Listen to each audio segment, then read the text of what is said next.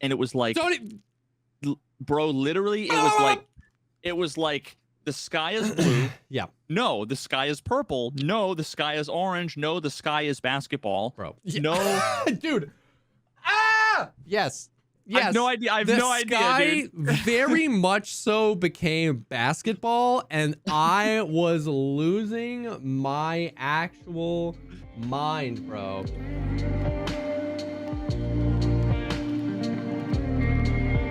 What's up, everyone? Welcome to the podcast, the show dedicated to talking about all the progress things in life, like music, content creation, and video games. I'm one of your hosts, Jesse Kazam. And I'm freaked out. Freaked out For so many reasons. Like literally right before the podcast was playing No Man's Sky. Okay.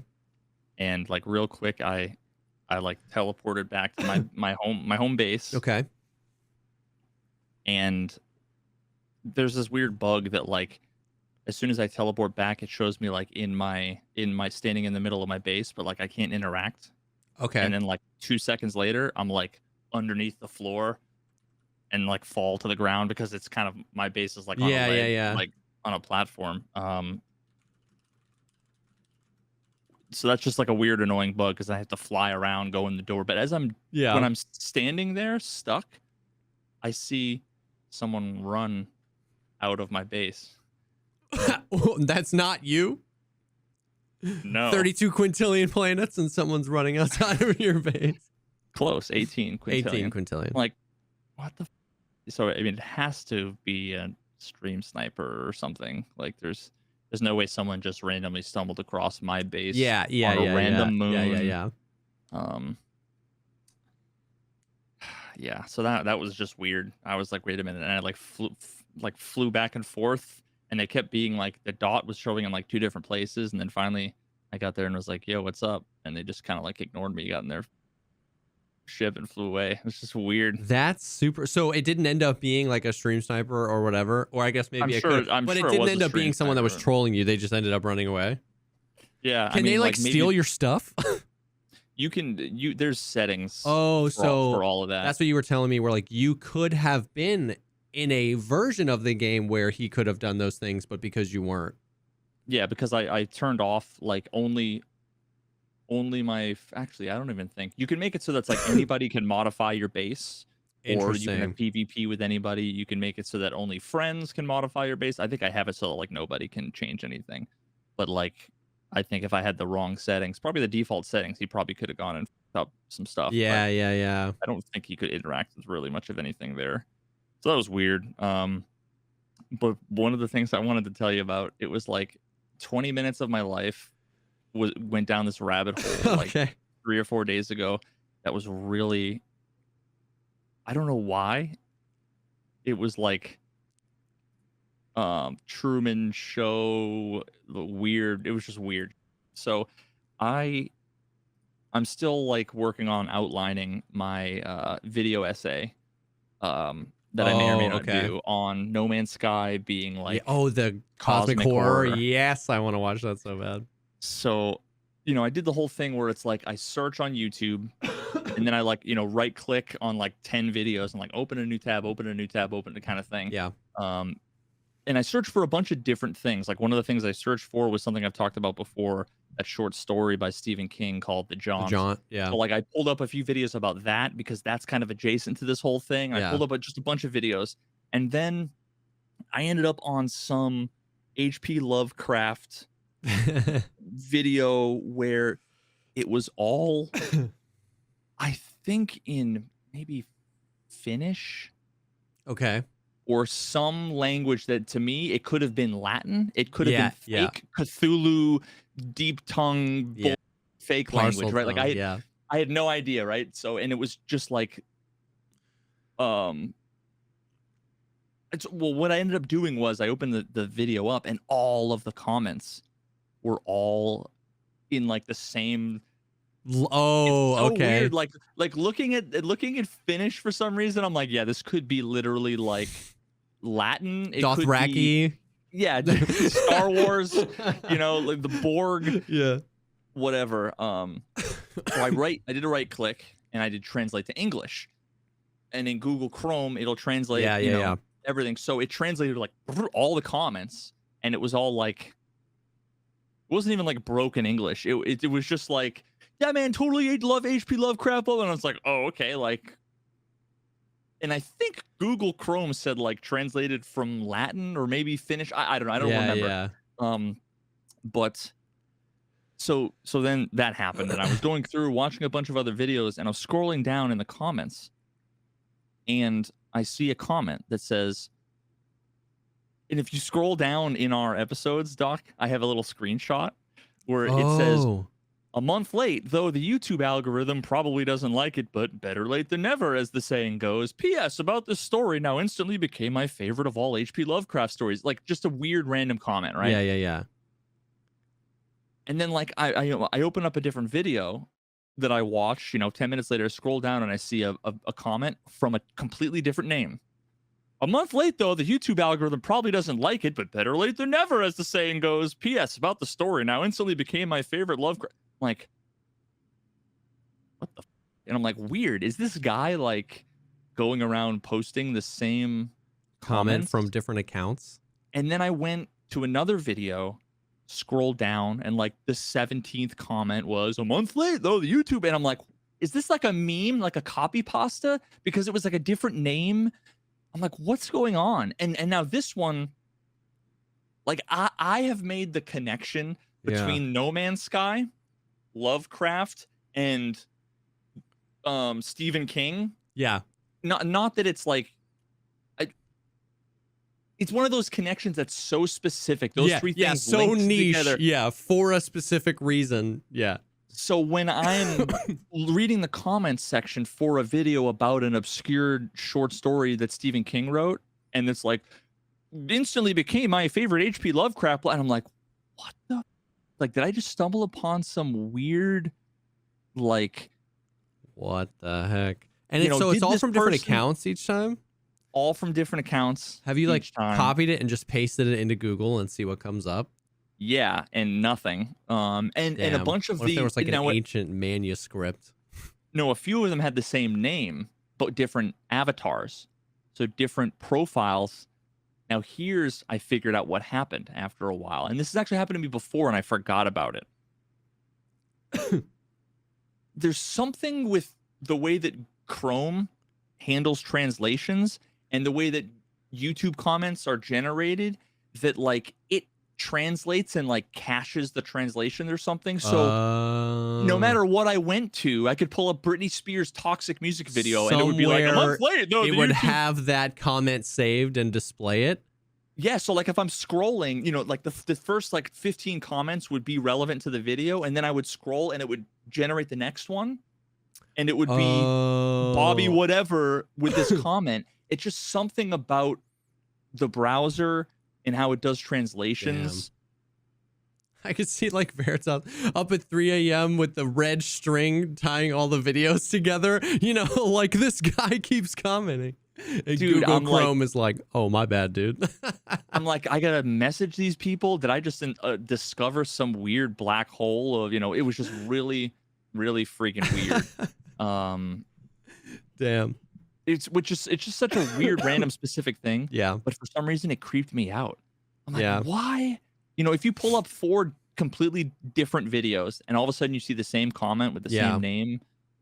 And not like different accounts. That would make sense in like 4 Tarkov videos, right? Like some dudes spamming memes, but like, H.P. Lovecraft, The Jaunt, No Man's Sky. Like, wait a minute, dude. Imagine you go to McDonald's, okay, and like you grab your lunch, and there's a guy standing in the corner of the room, very creepily staring at you, and you're like, wow, that's weird. You get in your car, you drive, you go pick up your dry cleaning, you walk in the front door, you look in the corner, and he's standing there looking at you. You're like, okay, this is weird. You get home, as you're pulling into the driveway, you look and the guy is standing across the street in your neighbor's yard staring at you. You found the YouTube comment form of Slender Man, Yeah, dude. Slender like it's always there, dude. It looks kind of normal from a distance, but when you look closely. Dude, and then one other thing. Have you ever heard of, or are you familiar with the term, the bong cloud? Bong cloud? Bong cloud, yeah. Man, I feel like This is in the context of chess. okay. Yes, yes, you have explained this to me. I think maybe we might have talked about it. When we were going on the chess thing, dude, I was like, why does that ring such a bell? Yeah, it was like a meme move that ended up being like a thing or something. Yeah. So, one of the biggest, like, definitely the biggest content creator, but one of the biggest chess players of all time, Hikaru. Hikaru. Yeah, Okay. he had like a whole Bong Cloud speed run where, like, Gotcha. he plays this stupid opening that's supposed, like, basically if you play it you're gonna lose, and he'll go like 300 wins in a row, Oh like yeah, against the best in the world, like he's just unreal. that much better. So, but everybody thought that it like originated with him, but nobody, like, so Mm. many people didn't realize that it actually came from this guy Lenny Bongcloud Yeah, on Lenny Boncloud. chess.com. On chess.com. So I messaged him, and I don't know. We literally might have talked about this before on the podcast, but I messaged him because I was like, this would be a sick video. Would be like the real origin of the Bongcloud, because Oh like yeah, nobody knows that it's all, if you go and you click on this guy's account and you go through his chess matches, you see he doesn't play chess like everybody else. yeah. The whole goal is for him to get his king to the opposite side of the board. Yes. Like he's playing a completely different game. I remember Yeah. you saying that. Yeah. So like he moves the pawn And in they're front like, of the what king, the and hell? then moves the king, and it's like, what the are you doing? And Yeah. it's just yeah. So I messaged him and I'm like, hey man, I'm a streamer, YouTuber that recently got into the world of chess. Now this was in December of last year. I said, would you ever be interested / available for an interview? And he wrote, maybe dudes, like MAEYBEDUEDS ... And he said, you with an H would be my firest man. Starting to see where that Boncloud name is coming from, you know what I mean? So a couple months later, it comes like April. I'm like, yo, dog, would you still be down to chat? Like, your email didn't work. And he goes, sure, dued, DUED. Like, already like what? I can't tell if this is like I'm starting to get the vibe that he's like 75. Damn. And it's just like Cheech and Chong. Yeah. And actually, I'm pretty sure his avatar is like a Cheech and or Chong. I don't know. But basically, and I was like, do you have a Discord? And he goes, what's that, dude? Is that some Getir stuff, man? Oh my God. And I'm like, it's a messaging app. Like, can we set up a call? Okay. Like, so this is hilarious, but perfect for the video, right? if anything ever comes if he from ever it. like that's such a good, like, I just know that that's a good, like, you have to spend like a lot of time nailing the thumbnail and title of that video, because like the origin story of the legendary Bongcloud chess opening, like, what, that sentence is so ridiculous that like you have to click on it. You know what I mean? Yeah, that dude. sentence is so ridiculous. Oh my God, that's, yeah. So it's just the weirdest. That Like, is am I being- hilarious. Am I being trolled? He also has a website. You ever heard of MeWe.com?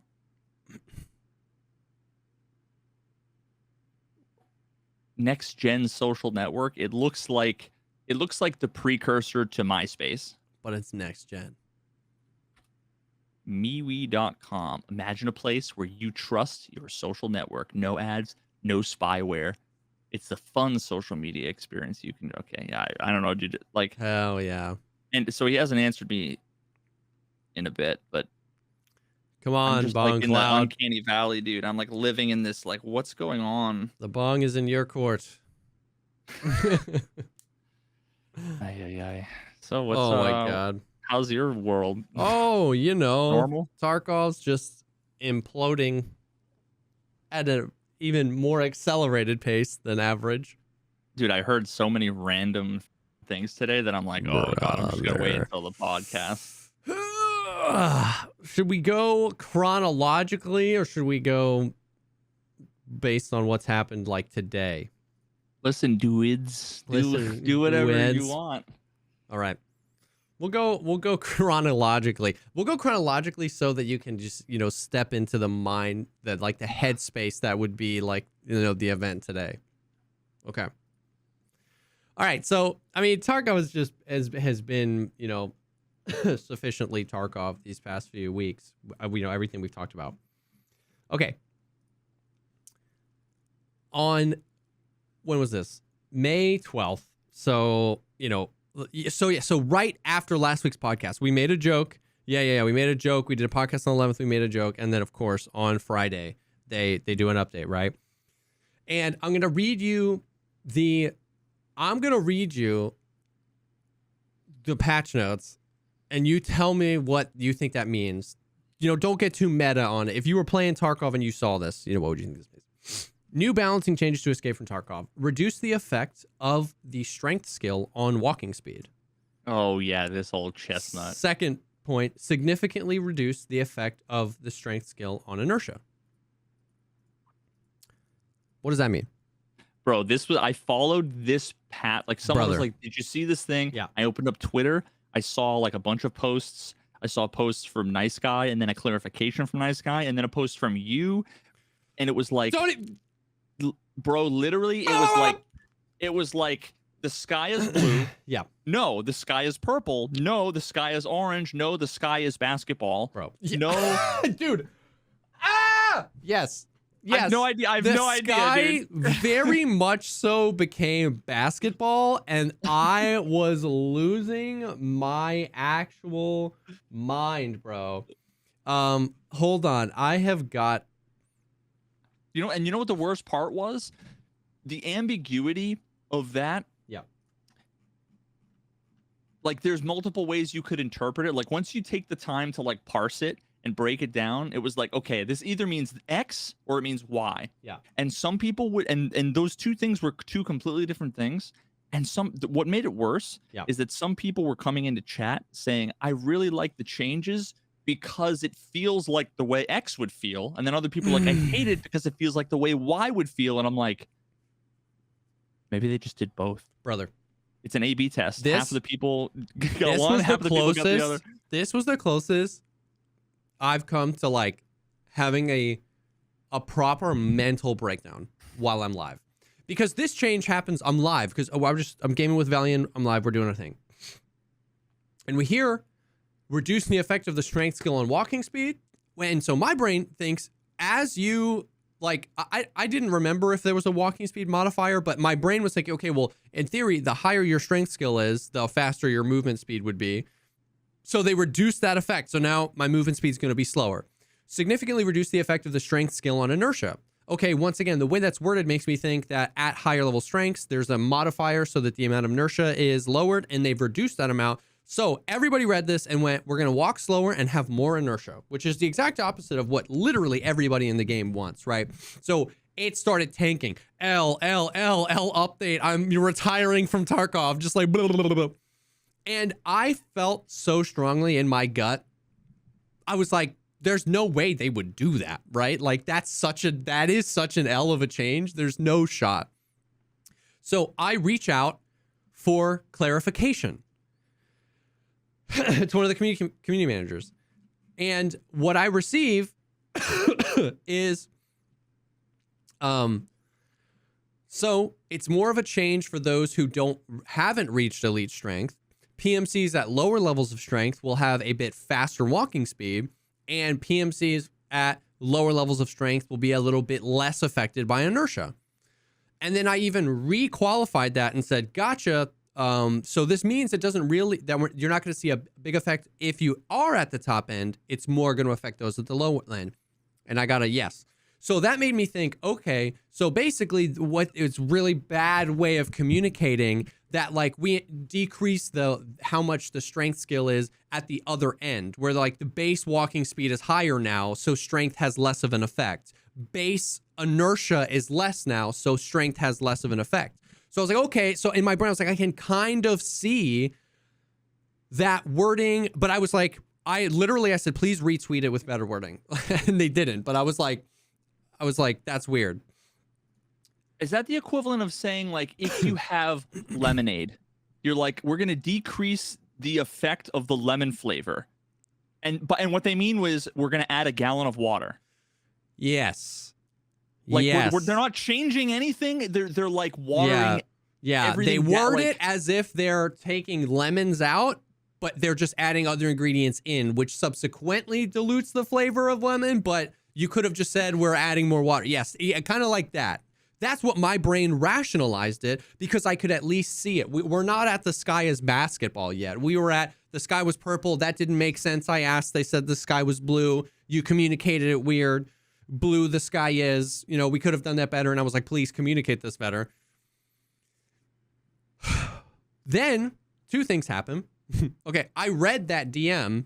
I was like, oh, this is what this means, because I was like, I want to help, right? Like if there was a big translation error here, or not even translation, but if it was just like a really big miscommunication and the change is the exact opposite, I wanted to help get out in front of it, because I know how these things spiral, right? So I read that. You were playing PR manager.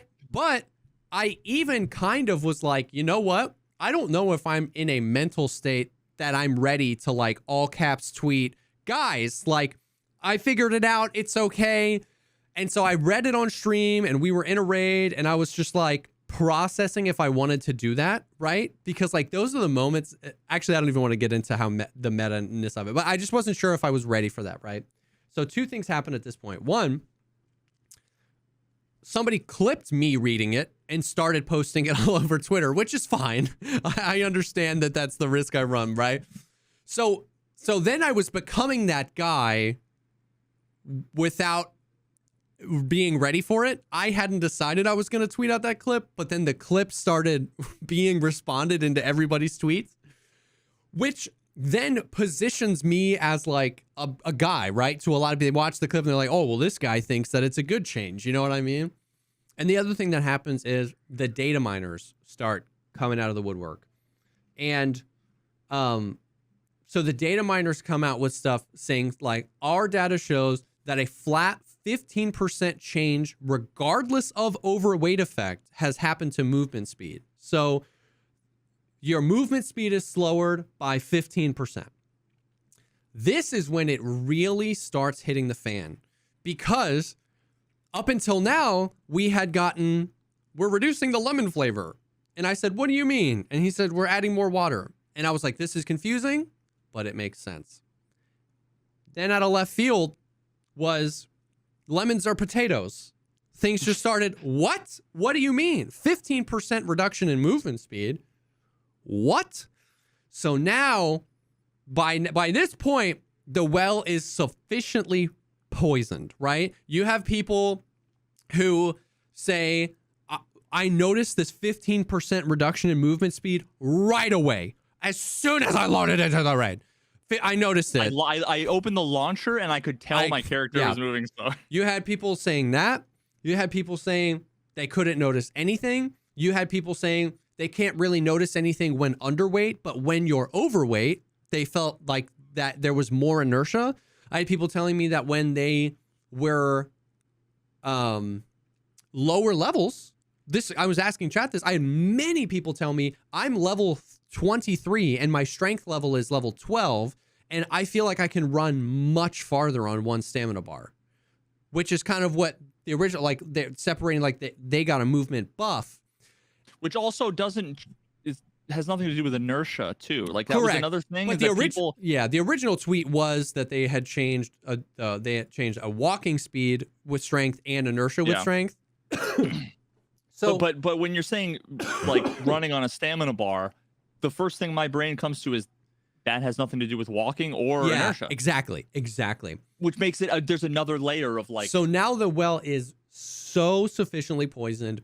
Everybody is regurgitating, what they're hearing or what they're seeing. You have a lot of people just regurgitating what their favorite streamer. Placebo effect is in full force. And what's crazy is that, I was on the opposite side of placebo effect, where the regular placebo effect is somebody said, have you felt how crazy this movement speed nerfs are? And then people get in, they're like, oh yeah, it's bad, Which, because I even mentioned this, there's no A/B testing, right? They flip the switch and it's it. You can't then go back to the old build. So like I can't be like, okay, well, let me run here from here. Let me run here to here. Let me put 80 kilograms on and then try an 80 strafe and do this.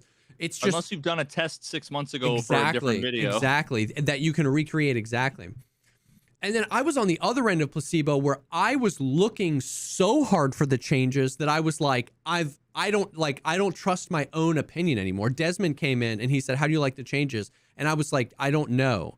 I'd been ignoring everybody else's questions, but Desmond he plays the game so much, and he plays the game in a much more consistent way than I play the game. He's the kind of guy that like wears similar kits so that the movement speed penalties don't mess with him, right? Like he's a very technical player. He's very good, and he's trained himself. So he came in, he asked my opinion. I said, Desmond, I don't know, what's your opinion? I actually trust your opinion more than my opinion, right? Because I'm looking for, oh, does this feel different? I don't know. Like, and we did that for an hour, so now I can't tell anymore, right?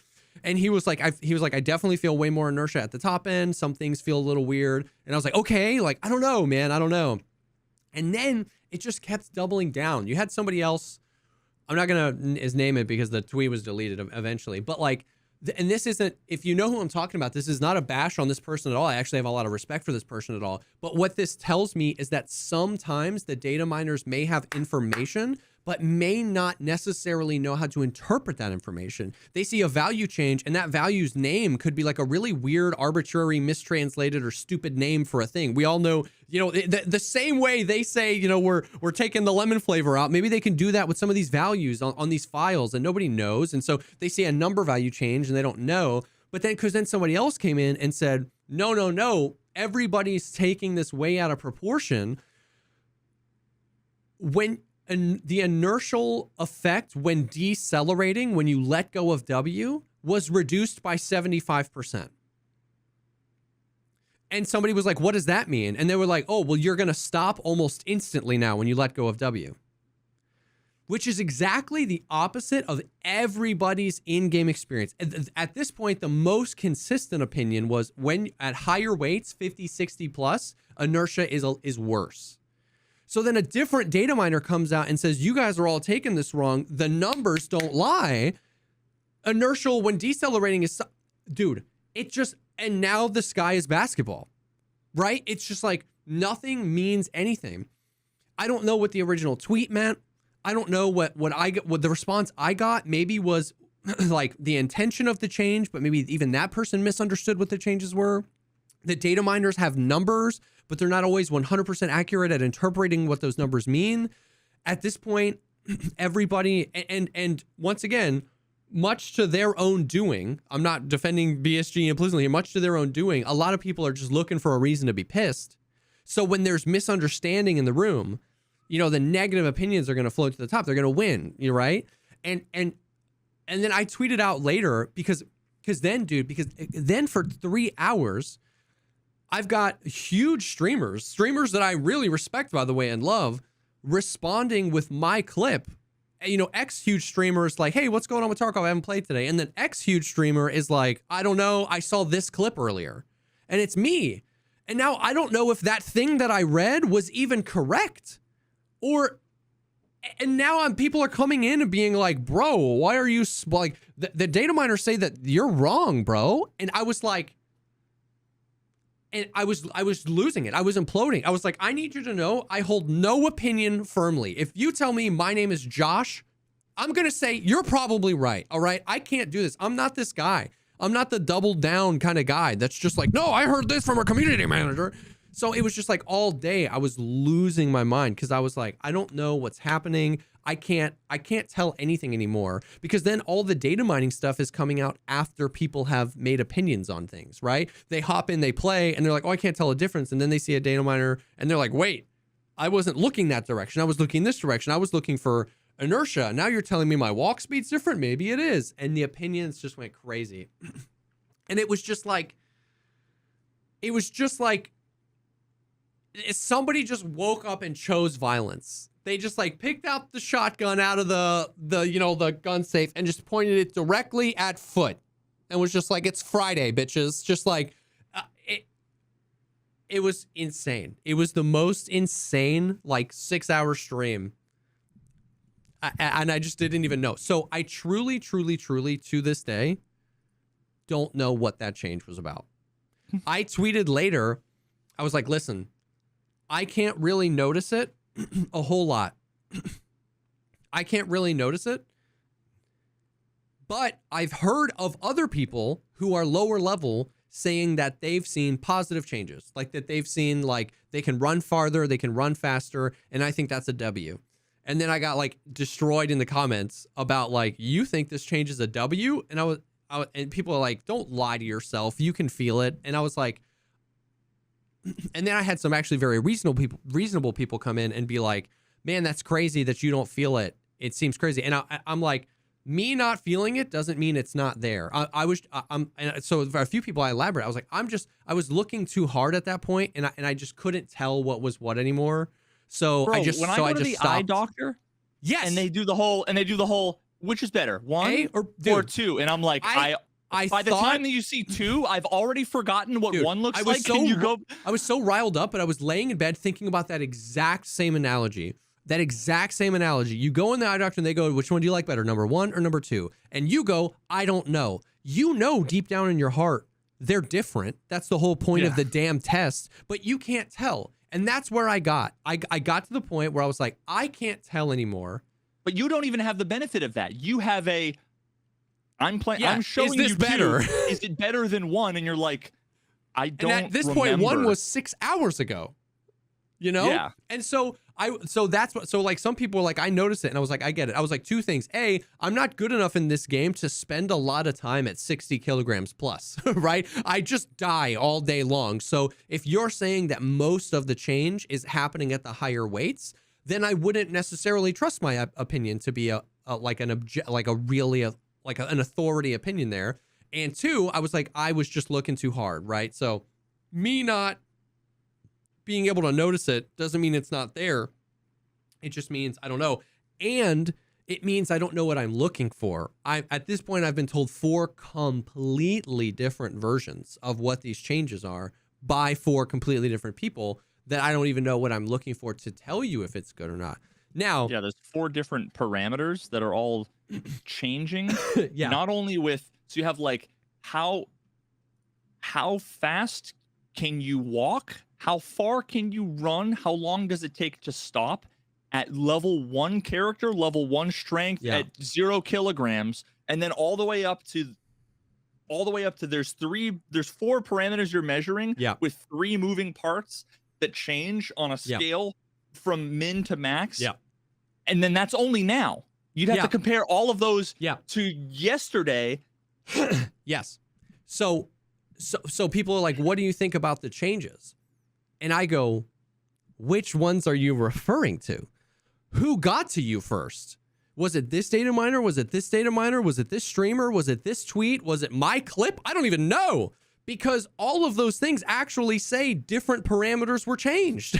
Which well did you drink from? What's your poison? Yeah. So what do you think about the changes? I don't know, because I don't even know what you're asking me. It was so crazy.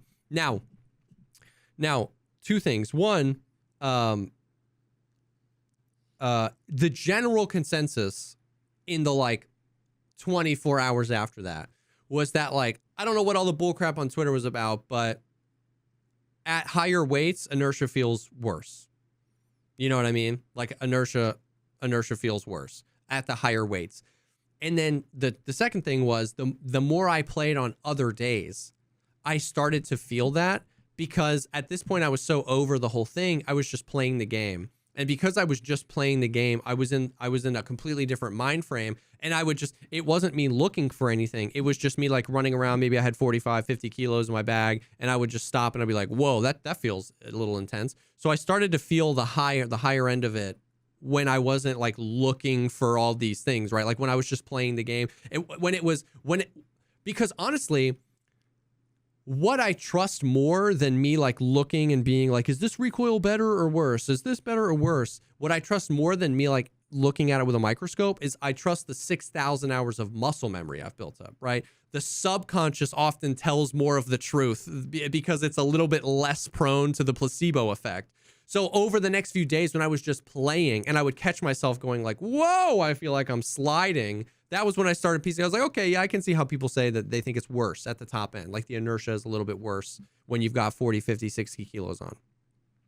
But like, dude, it was it was crazy. It was but so here's crazy. the thing that comes to mind just right away for me is that like nobody runs around with 60 kilograms worth of without taking 3 stims. Yeah. So now are people running around without taking the mule and the SJ6 and the whatever? It's been so long I don't even remember. Trimadol and all that kind of Trimadol. stuff. Are now they running around without those drugs, going, "Wow, everything's so bad. Look how bad it is." But they haven't actually done that for 2 wipes because they've been, you know, ODing on drugs every time they get a bunch of loot.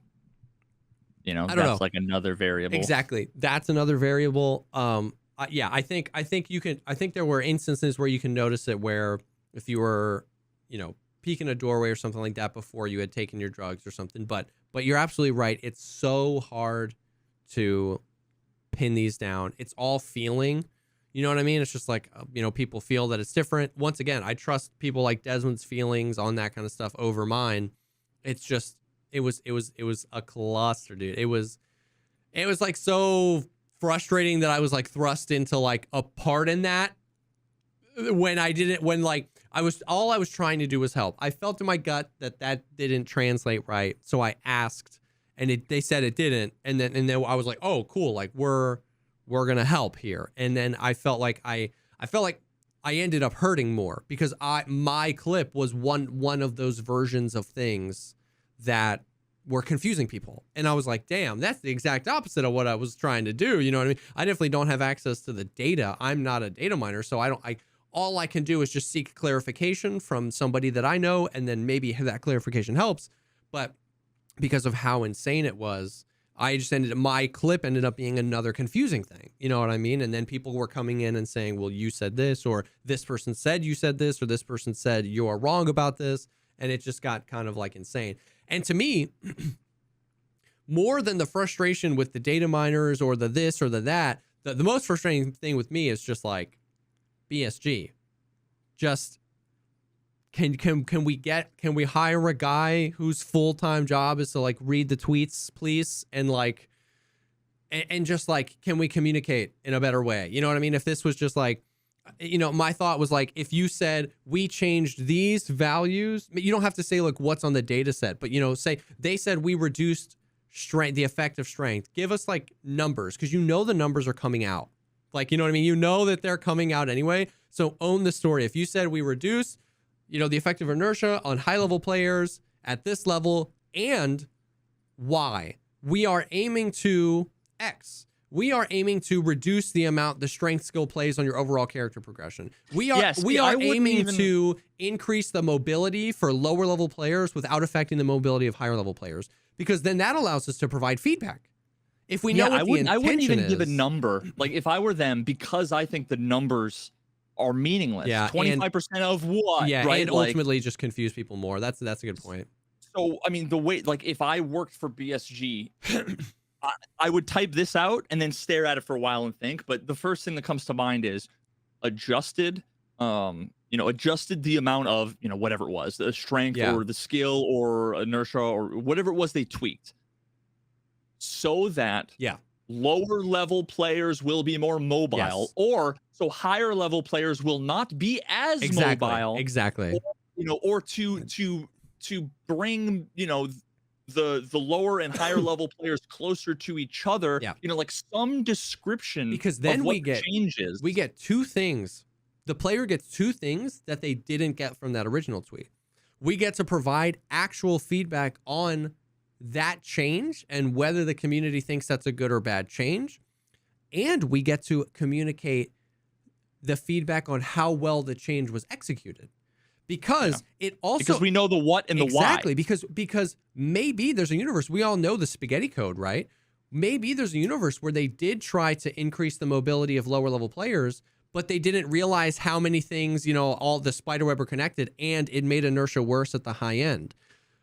So if they had communicate, this is what we did, and this was the intention, and then everybody started seeing this other byproduct, that feedback is so much more valuable, because then it's like, what did you mean to do this? And they maybe can do that. But without all of that, everybody's just yelling. Everyone's just yelling into the wind, like L change, L, you know what I mean? Everything gets reduced down to that. So knowing the intention of the change, what are we trying to accomplish? Now, once again, I know they want to keep some stuff close to the vest on some occasions. I'm not saying that they need to, we don't need to twit longer, but literally just that. We changed these things with the intention of increasing player mobility at lower levels.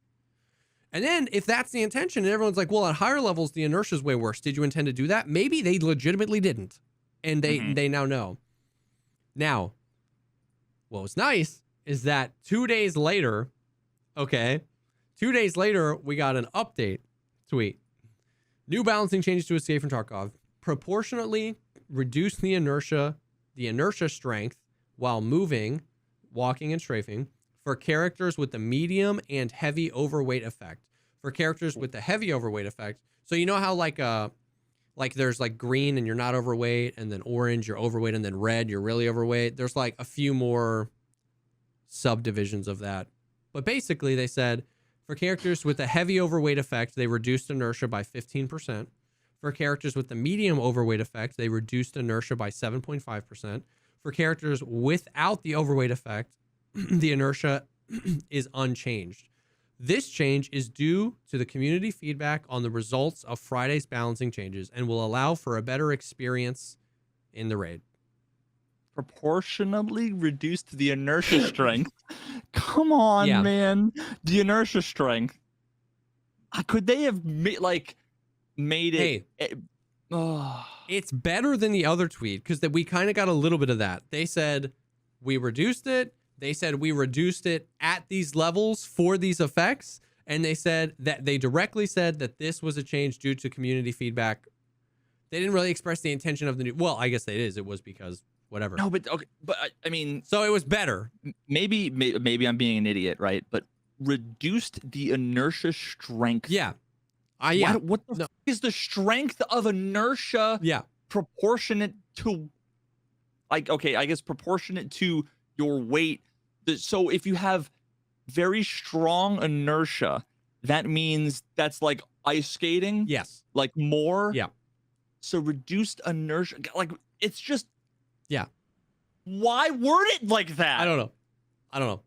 But it was still worded strangely, but much more clear than because after that original sentence they listed it out. They said 4 characters with the heavy overweight effect, they reduced inertia by 15%. 4 characters with the medium overweight effect, they reduced the inertia by 7.5%. So they were able to directly address that. Now, once again, the well is sufficiently poisoned on these two changes in combination. I don't know what's happened, because they said they did the change originally and then we don't know what the change was, but then the perception of the change was that inertia was increased at the high end, and then they subsequently in another patch reduced the inertia at the high end depending on how heavy you are. And so now I don't know if at 50 kilograms, I don't know if today the inertia strength is the same as it was before the whole debacle. Is it slightly worse? Is it slightly better? And what were the things from the original change that have persisted through the subsequent change? I don't know. I truly and honestly don't know. It was weird. It was a weird situation. Can we agree that translation from Russian to English is a huge factor? No. Yeah. No, because there are a lot of people on the team that speak English, and you're that assumes they didn't tweet it in Russian. Exactly. That assumes that a tweet, a verbatim tweet, was sent to the guy who runs their Twitter in Russian and he translated it to English. I'm not saying that that's not possible. It's very possible that happened, but they have lots of people on the team that speak English. And so we don't have a reason to believe that there's 2 guys that work on their Twitter, a guy that writes the tweets in Russian and then a guy that translates them and tweets them in English, because they never tweet in Russian. So I think there's a language and translation issue just among how information is disseminated. And I think a lot of times I would say the bigger factor, if I had to guess, now this is a guess, once again, I'm not judging any of the people on their team. My guess is that because of how complicated Tarkov is, right? Like, who's making the decision on what needs to be changed? Who's making those actual changes? Who's communicating what those changes are to the PR department? That's where I think the breakdown is, right? Like, who's the guy that's like, we need to tweak these things? Is his vision for these changes accurately communicated to the coder that makes the changes? And then are the changes and the vision for the changes accurately communicated to the PR department who ultimately construct the tweets? You know what I mean? Like, and this is why, like, communication, just skills in general, like, I think this is less of a language thing and more of a communication thing, which might seem like a difference or a distinction without a difference, but yeah, I think you could, in very English, say things much clearer. Yeah. It's about figuring out how do you want to communicate the message that you want to communicate. Yeah. And that message shouldn't be, the new value for X is 7 down from 8. It should be,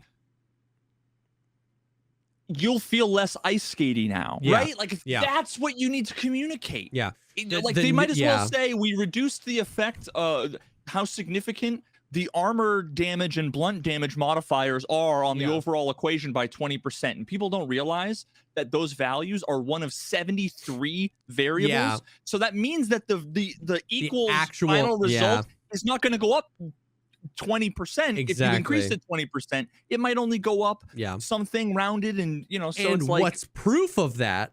What's funny is that they're talking, whoever, I'm not trying to dump on you, but whoever said, like, can we agree that a big part of this is the translation issue? What's proof that it's not is that the multiple data miners got just cold hard facts. They got number changes and none of them could communicate what happened in game. And if it was just an English translation, then these guys should just be able to see the numbers and whatever. We actually had people saying that inertia was reduced by 75% when literally everybody playing the game was saying inertia was increased. Well, yeah, but part of that is, again, that's actually the reason why that makes sense to me is the same thing that what I just said. Yeah. Which is me agreeing with you. They see a variable changing. Yeah. And they assume that's the only variable. Yeah, well, not even that they assume that's the only variable, but they assume they know how that variable is used. Yeah. That variable might be something that is like, it might be plus 0.2. It might be times 200. It might be times 0.2. It might be divided by 20. Like, they don't know how the variable is used, and you don't know in what equation it's used. Yeah. So again, it's like, don't give us numbers or percents. Yeah. Give us intention. What do you want to do? What is the change supposed to feel like and why? And we can tell you whether or not it feels like that. It feels like that. It doesn't feel like that. It feels like that and we like that change, or it feels like that and we don't like that change. Now, they can do with that feedback what they want, but it's at least proper feedback now. You know what I mean? And so that's kind of what was like my feedback to them was like, because what I don't want them to do is like, once again, this is where it flips, right? Everybody up until now is going to be like, cynical, jaded streamer, hates BSG. This is where everyone's going to flip and call me a fanboy. I'm so glad BSG is tweeting these changes. A year ago, we would have never, ever, ever expected BSG to tweet out changes with percentages, exactly what they're changing. That was stuff that was always data mined, and we were always frustrated about that. They're communicating so much more. They're just not communicating effectively. So what I don't want them to do is like just turtle back up and never communicate these things. My feedback is like, please, please, please continue to tweet these things. Just like spend some time considering what does the player need to know to understand what's happening and then to provide valuable feedback from it. You know what I mean? Like that, like continue to tweet these things. Continue to tell the player base what's happening. That is important. But there are new risks involved. By not communicating, you had risks, and by communicating, you have new risks. And if you communicate either ineffectively or if you communicate effectively, a hole is formed, a black hole where nobody understands what's happening, and that hole will be filled by most likely misinformation. You know what I mean? Or toxicity and insults, or and correct information interpreted wrongly. So like, there's too many things that hole can be filled with. So just don't allow for it to happen. Like, over communicate it. Just make sure people know. Yeah, and BSG's historically been very good at filling holes.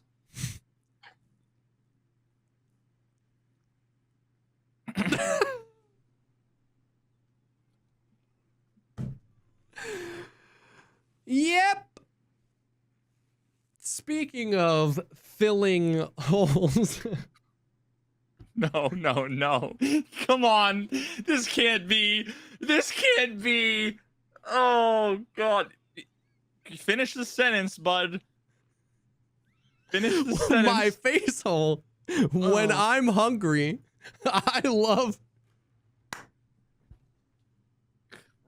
to turn to the sponsor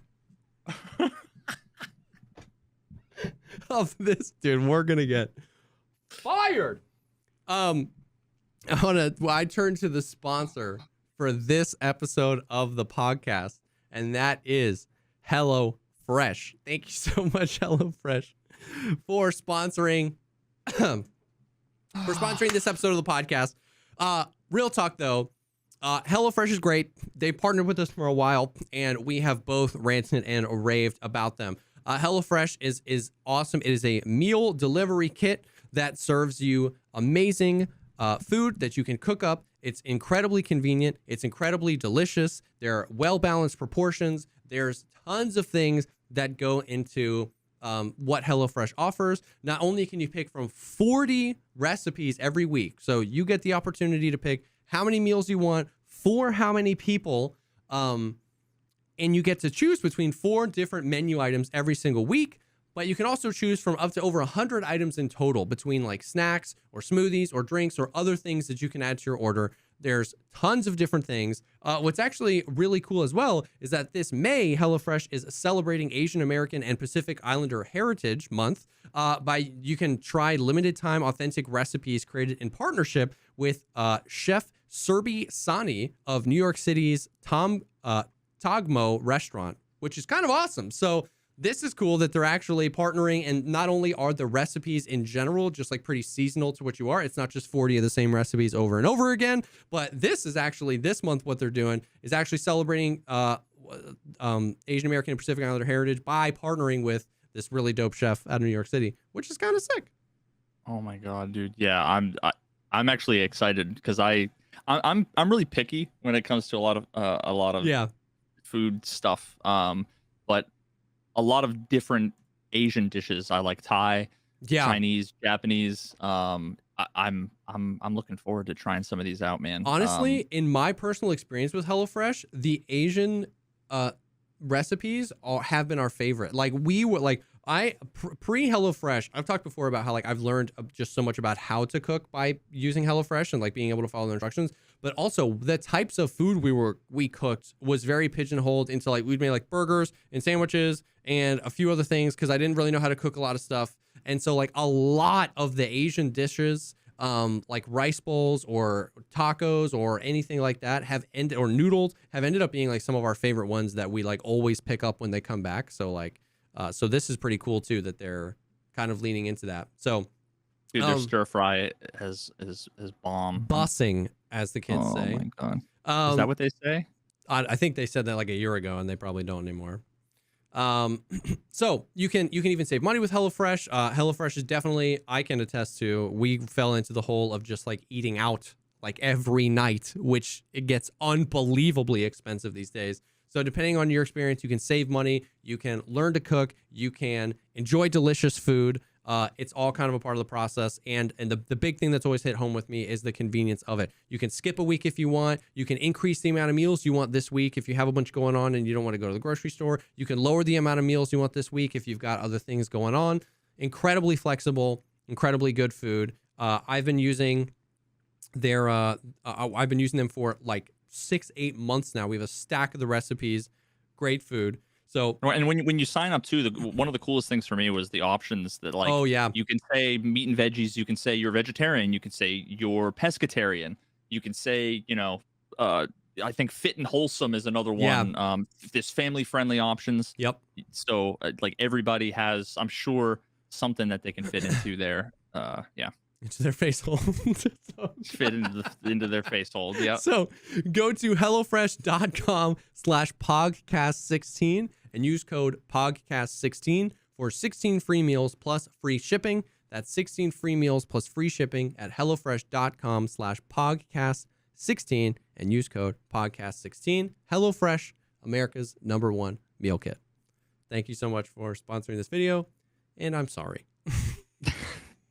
One of my favorite taglines for I've talked about another podcast a million times, the Adventure Zone. Oh yeah. They do the D&D, and one of the seasons of D&D they did was like they made this whole world and it was underwater basically. Okay. And one of the characters, the season was called Ether Sea. One of the characters, his name was Zooks. He was basically like made of coral. And Okay.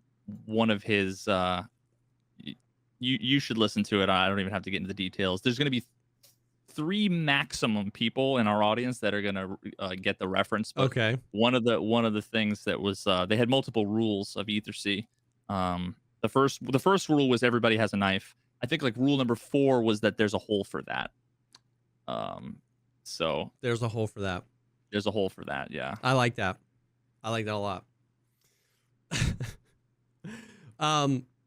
Okay, so coming off the heels of the just the most glorious 3 days in Escape from Tarkov history, let me tell you, we got a technical update. Now, mind you, April 28th is when they released the roadmap. April 28th, they released the roadmap, and I'm trying to figure out when the devcast was. It was earlier in April. Oh God, I was just thinking about your segue. But speaking of filling your hole, bro, that one solid, that golden. one. Okay, so April 7th was the podcast, the devcast, where they were telling us about all the things. April 28th was the roadmap, where they showed us that they were having like a small technical update, then the transition to Unity, then a really big technical update, and then the big content stuff. It's May, and we have not seen that initial technical update, which once again isn't the Unity transition and isn't the big netcode transition. It's just the precursor technical update. We still hadn't seen that. We woke up the other day. We have started the installation of a technical update. The installation will take approximately 3 hours. So we were like, is this 13.0.5? Like, are we starting? Like, are we starting the process, right? It was not. It was not that. Dude, tell me. Dude, tell me what this sentence means. Technical back-end update aimed at optimizing and expanding internal functionality. I'm sorry? Internal functionality of what? I don't know. Wait, Don't ask questions, okay? Technical back-end update aimed at optimizing and expanding internal functionality.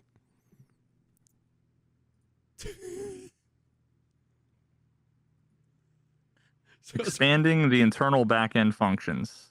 So they were lubing up the back end, I guess. I don't know.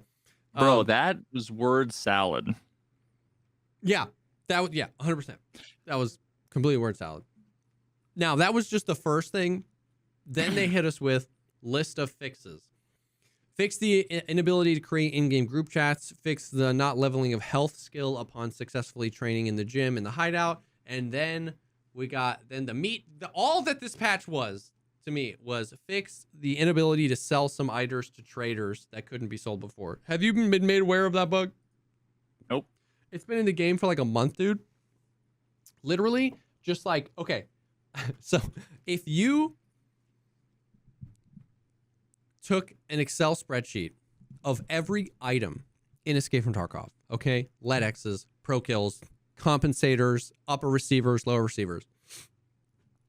And I closed your eyes and I just said point to 500 of them and delete them. Then that Excel spreadsheet was then updated as to what is sellable to the traders. It was completely random. You would get to Peacekeeper and he wouldn't buy this gun, and you would right click disassemble it, and it was because he can't buy that gas block anymore. And a lot of times no one can. Not even Fence. Sometimes things that, for example, LEDXs, you couldn't sell to therapists anymore. So if you found a LEDX and died, you had a paperweight. But Fence would buy it. I found out way later. I almost deleted a LEDX or something, but like Fence would buy. But then other things, Fence wouldn't even buy like the thing. But it was so. This was a bug. Yeah, but it was so random. It was random things, and it was to every trader. Like Ragman wouldn't buy some backpacks. Peacekeeper wouldn't buy some gun parts. Therapist wouldn't buy some valuables. And it was so random. And it was in the game for weeks, dude, weeks. So this was them fixing that. So that bug is fixed. And people started to be like, it's an event. I was like, I swear to God, it's not an event, bro. So they fixed that bug. So that's what that technical update was. Now, the problem with that was it like immediately broke a few people, mainly Ragman, in that they just stopped restocking items. Like when it would sell out, it would just sell out, and he wasn't restocking them. And it was so funny because the reason people thought that was an event was because it was like items people wanted. The problem was primarily only Ragman, and it was tons of armors, like lots and lots of armors. But then Skier had the bug, but with only like 2 items. And one of them was the blue flashlight everybody's been using because the flashlight bug is still in the game. So people were like, it almost seems too targeted, you know what I mean? But it was just because those are the things people buy, so those sold out the quickest. But some things were refreshing on resets, like some ammos. And then you know how like on Ragman, if something's out of stock, it'll still be there, but it'll be like grayed out a little bit, and it'll say out of stock in the bottom. Something happened. Boom, and Ragman, all of the things that were out of stock were just deleted from Ragman's listing. So if you had level 4 Ragman, he sold a total of like 22 items. And then everyone's like, it's an event, they're taking everything away. And I was like, at this point, I've refused to even open my mouth. I just run around and play the game and die. And there's a bottle somewhere on like the streets of San Francisco with like a message that is like, everything must go, love Ragman. And then like we just haven't found it yet, bro. They never tweeted the latitude and longitude. Yeah, like they forgot to hit send. They never tweeted the ARG, yeah, meme. Oh my God. But and that broke presets because certain things were out of stock, and you can't build a preset if like there's like a flashlight out of stock or whatever, but it doesn't tell you what's it was crazy. They fixed that like a few hours later. So that wasn't like in the game for days. They ended up just fixing that a few hours later too. I swear to God, this happened. I started losing my mind with how many people were like, what's up with Ragman? Is there an event? I reach over as kind of like a meme. I reach over and I speak it into my mic as I'm typing it, and I change my stream title to like, Ragman is broken. I don't know if it's an event or not. Please God, please God, please stop asking me. I'm not sure. Just like as long of a stream title as I could. I updated the stream title. Less than 30 seconds later, people were coming in the chat and they would be like, what does your stream title mean? Ragman is fine. And I was like, stop. I'm going to throw up. As I pressed enter, they deployed the fix. So then for like 5 minutes, people were like, I don't have the bug. And I was like, well, maybe you don't have the bug. Maybe it's for other people. And then my mods were like, no, did they actually fix it? It was like, the timing was unreal. It was unreal, dude. You starting to like look around for cameras. Yeah, dude. You start like you're getting Veritas syndrome where you're like, yo, are they with me, dude? Nikita's listening to my mic. Ugh. So he never listens to Mike. He never listens to Mike. So now like 4 separate things were bugs that people were like asking if they were events. Okay. This morning, we wake up, we've got an event. We actually have an event this morning. There's like a 2-minute video of Fence, like an actual video of Fence in his hood, super dimly lit. And he's like preaching from his manifesto about how the scavs run the town. And I can see Fence being like, man, high school dude, my parents, man. You guys used to sell all your stuff to me, and now no one sells to me, man. The flea market ruined the game. Chain wallet, dude. I just wanted a chain wallet, man. It's stupid. I guarantee, dude, Fence is 14, and he's got eyeliner on. Yes, dude. Took away my cigarettes and he flushed them down the toilet, man. I'm never going home. So they tweet out the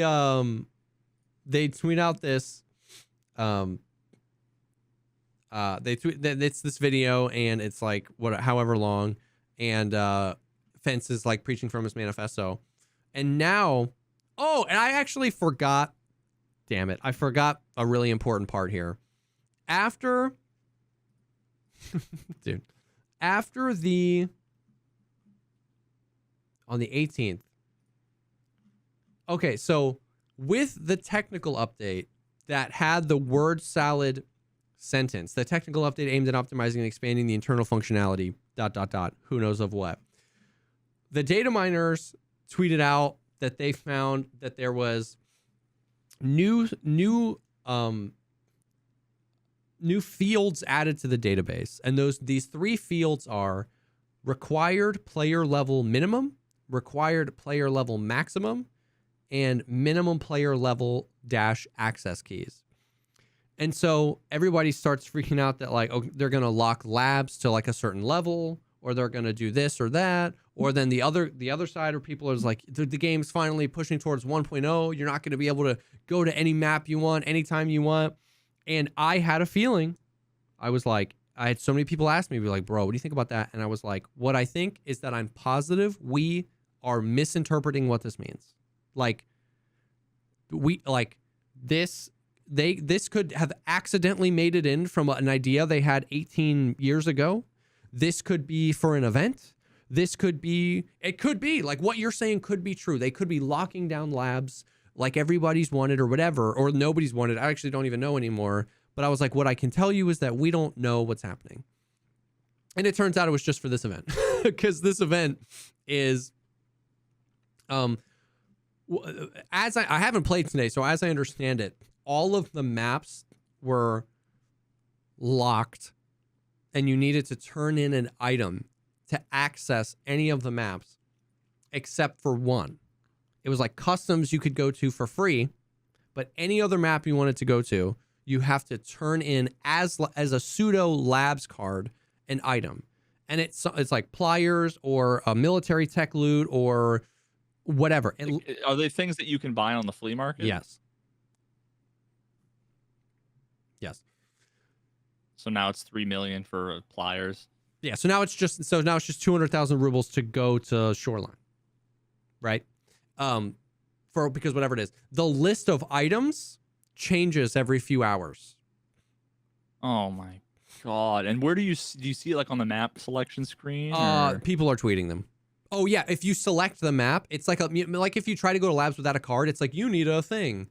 It'll say what you need. It'll be like you need a military COFDM to access this map. But that's stupid. But customs was free. I think. Correct me if I'm wrong here. I thought it was like people were saying Shoreline. Well, here's the thing. Customs was free. They changed.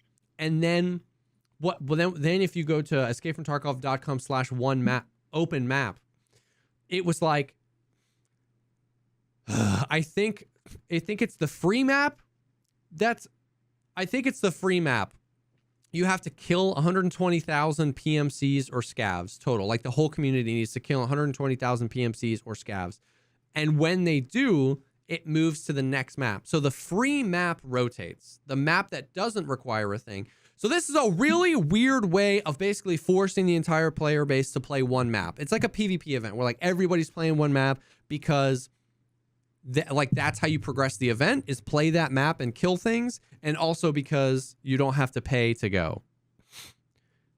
Now, what I don't know, and I need chat's help here, is every time the map has changed, the map that they leave behind, is that map still free? Like, are we just unlocking them all? Or no? Okay. But is customs still free? Has customs been free all day? No. Okay, I just got some weird information. All right. But the other thing about the event is that if you're under level 15, all maps are free. Like in the event, in the video, Fence said something about like if you're still green, if you're still new to Tarkov, you're free. So if you're level 16, you're screwed, brother man. But it's because you can buy things from the flea market. So all maps have an access key card now. What that access key card is rotates every few hours, and metaphorically speaking, and one map is free. So now I haven't played today, and I'm not gonna knock the spirit of the event. I've actually seen a lot of people on Twitter be like, this has been so much fun. Everybody's on one map and we're all moving around and we're all trying to kill stuff and it's super fun. I find it funny because this seems like a really weird way to do that. I would have just locked the maps, like grayed them out. Yeah. And we don't know how long is this going to continue. Is it going to cycle through all the maps and then reset? I don't know. But all we know is that currently one map is free. That map rotates.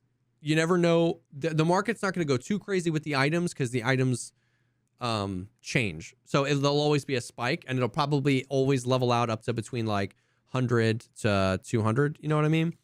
Yeah, they could be stress testing. Maybe they on the back end, they're, if they normally let 15 players on customs, maybe they're letting 16 or 17 or 18. I don't know. I think it's just an event. You know what I mean? So interesting. So once again, I'm not necessarily knocking the spirit of the event. I truly don't know. You let us know in chat. Let us know in the comments. I've seen a lot of people say they enjoyed it. I'm sure there are a lot of people that like maybe just got into Tarkov that are frustrated or confused. They're trying to do their quest. I totally understand that. But it was a weird way to do it.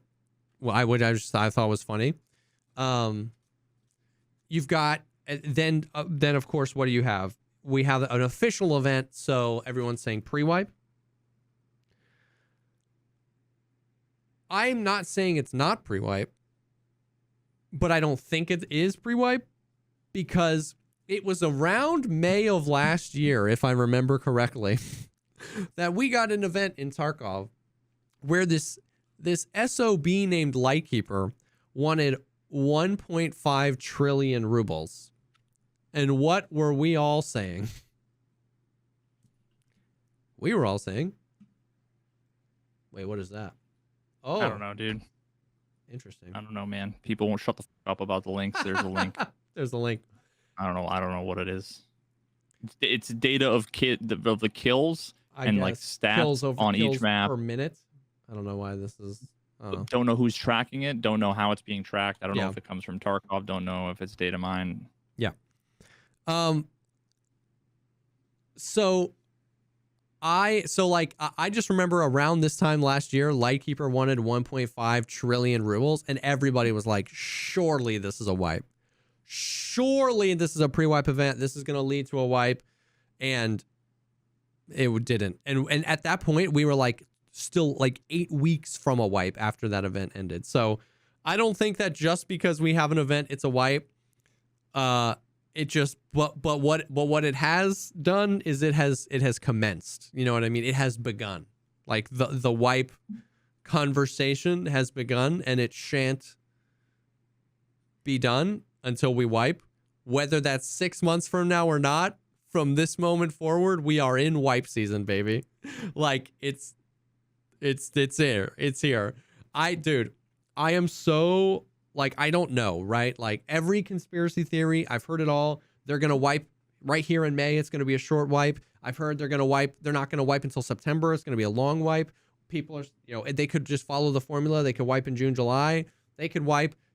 Maybe they wiped 6 times this year. I don't know. I understand. This is important that I understand, because last year this was me. Every year this has been me. I'm all in the conspiracy theories. I'm all in the theory crafting.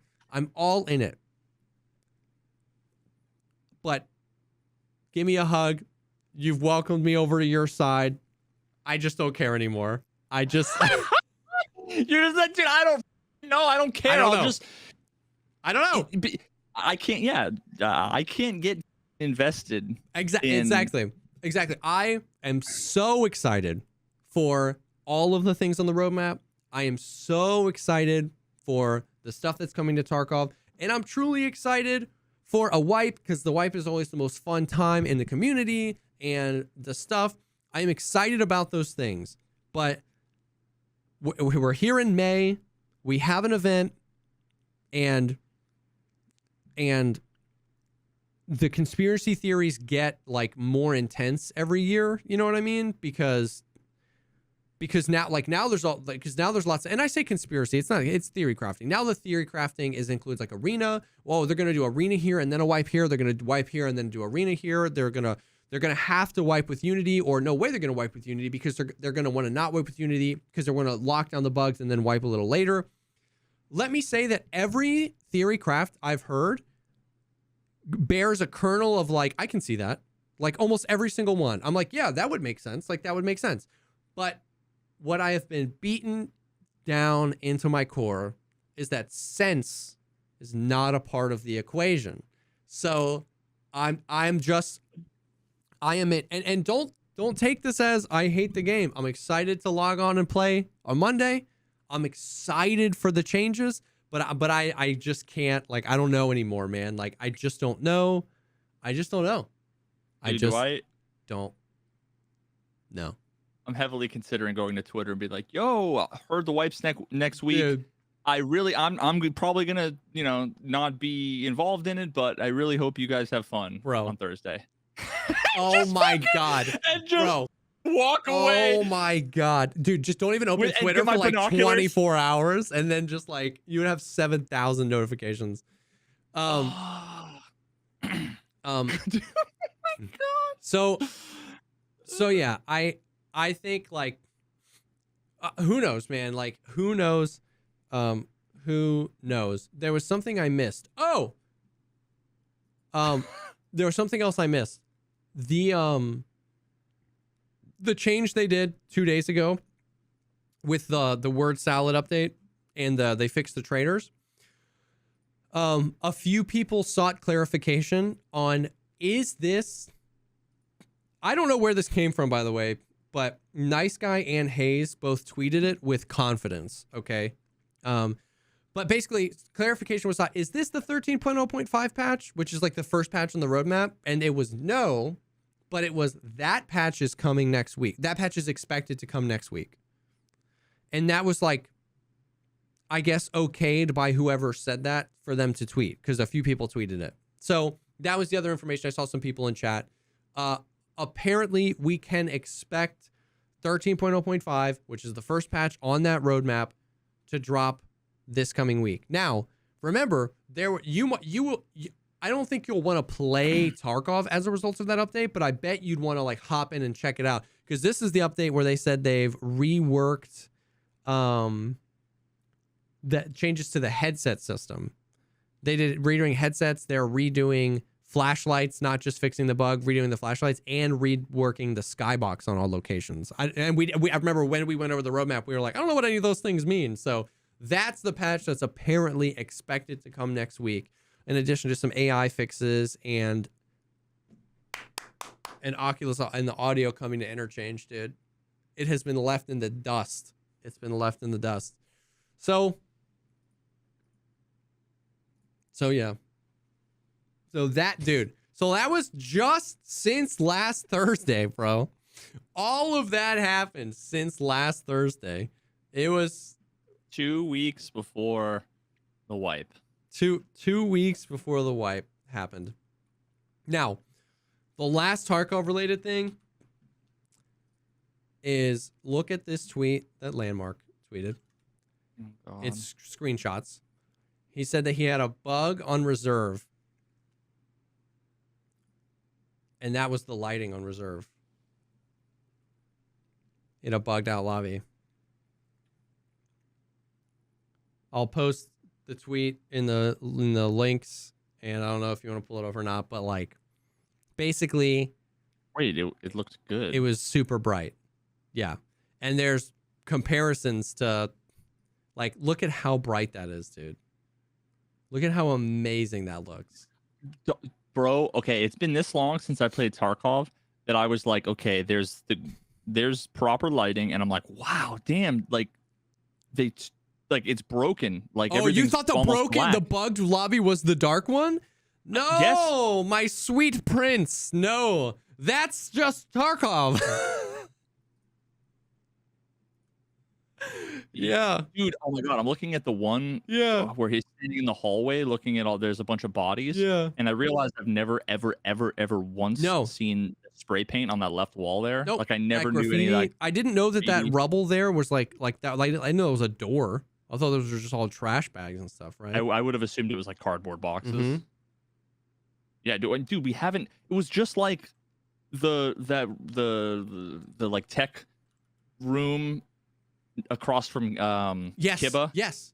When I was like, oh, dude, I've never seen the back wall. Yeah. Of this room. And that was when we were using the like filters, the monitor filters, to like, and I was showing how intense they were. Yo, that's insane, Nikita. Please make this permanent. Yeah. Pray hands from Jesse Kazam response. Please. So like, yeah. So that just like I've talked about the lighting a lot, primarily aimed at interchange lighting, but like I saw that and a little part of me died because I was like, the game would be so much more fun if you could just see. If you could just see when you were inside. So, oh my God, dude. Bro, that was something. Oh my God, you know, you just saying that again. This is unrelated. It's related to No Man's Sky, but you were just talking about the skybox, and then you're talking about the lighting. Bro, the fact that in No Man's Sky you can stand on a planet, okay? You can look up and you can see like a ringed Saturn, you know, in the sky off in the distance, and you get in your and you fly, and that circle just gets bigger until you land on the surface, and there's no loading, there's no stutters, there's no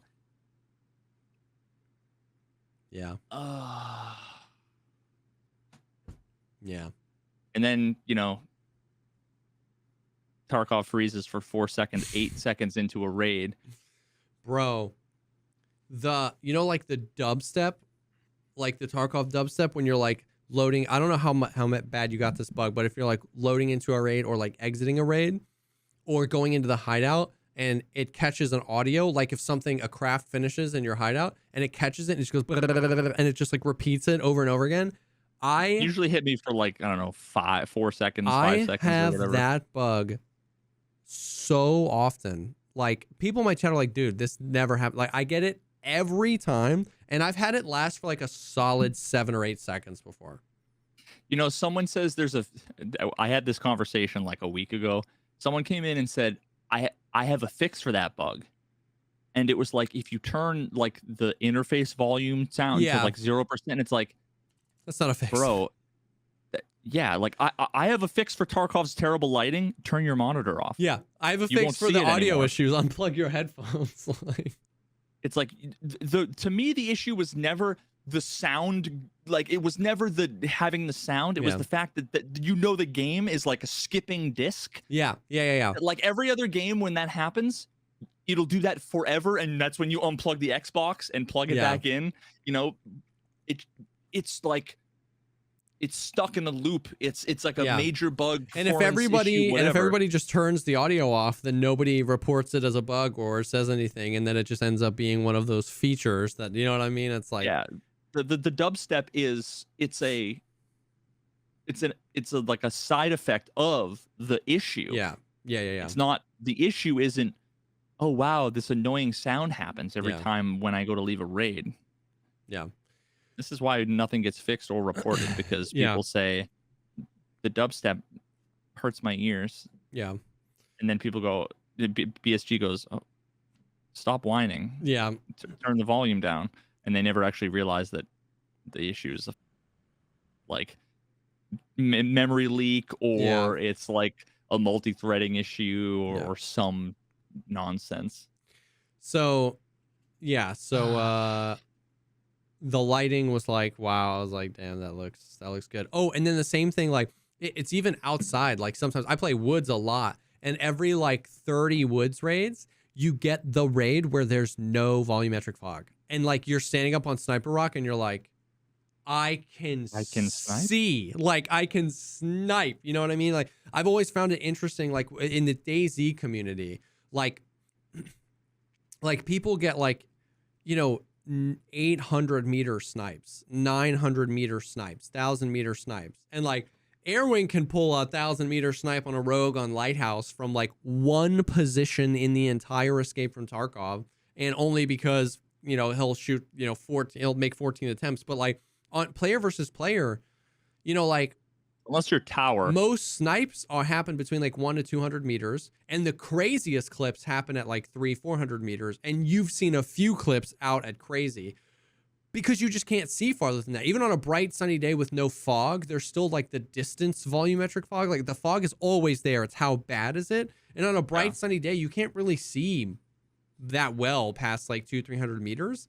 What's and so like the furthest would have to proper be like long you're up on range sniping is like hard to do. You're up on dome and you're looking way towards either like the back left barracks, Yeah. or like straight ahead down the road at like the scav exfil, Yeah. like the PMC scav exfil on reserve.